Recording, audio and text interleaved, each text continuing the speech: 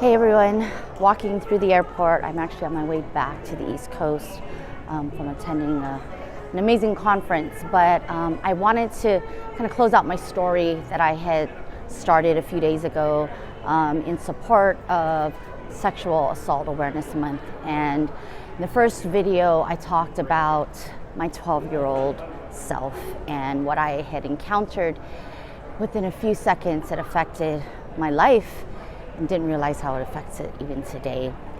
The second video, I talked about the myths of grief and how that impacted my behavior and my beliefs, and where I learned lessons from that, especially now that I am a grief recovery specialist, and so grief is really my area of expertise now.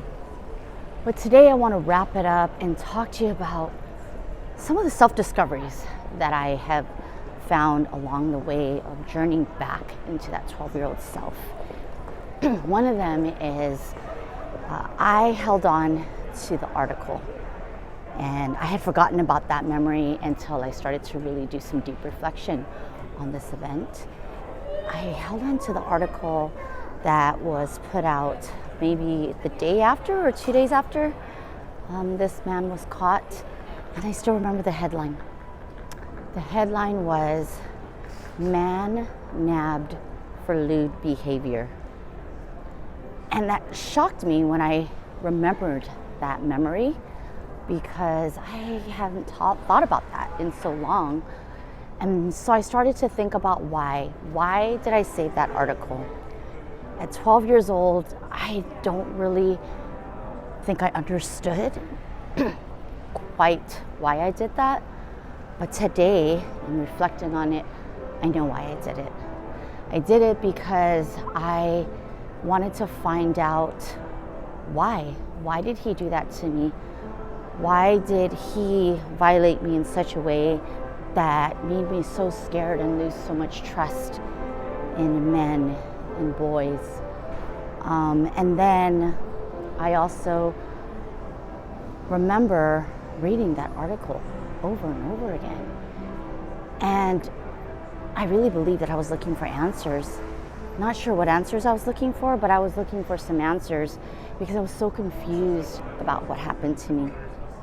And I thought that maybe if I read that article over and over again, that I could understand why this man did what he did to me.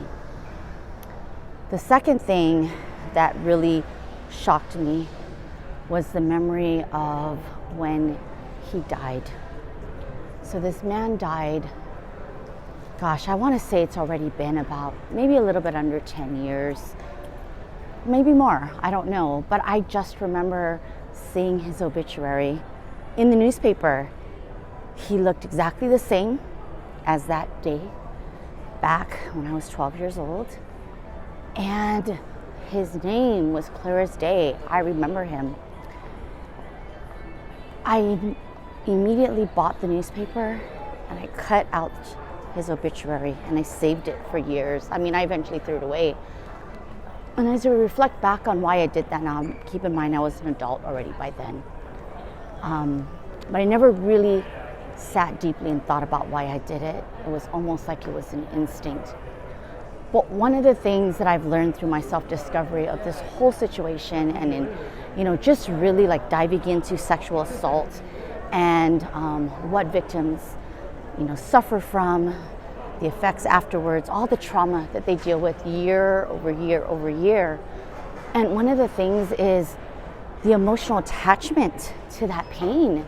And that is grief in general, which is why we are so passionate about teaching people how to get through their grief by completing that emotional attachment to that pain. But it was also more than that for me in cutting out that article. I had so much unanswered questions still, and with him no longer living, I felt robbed of not ever getting those answers. And so I had some really conflicting feelings going on in that moment. It was glad he wasn't alive so that he couldn't hurt another girl or another woman again, but angry that I was robbed of the opportunity to face my predator. So these are some of the things I know that victims of sexual assault have to go through. I'm sure there's so much more. Those of you out there that have suffered from sexual assault, you know what I'm talking about. And I'm sure that you can share even more in depth about your connection, your relationship to that pain, or what were some of the behaviors that you actually did because of what happened to you. So I, invite you guys to continue to comment, engage with me, direct message me. I'd love to know your story. And together, let's break this silence and let's show people that we are not what happened to us. We are so much more than that. Love and light, everyone. I'll talk to you soon.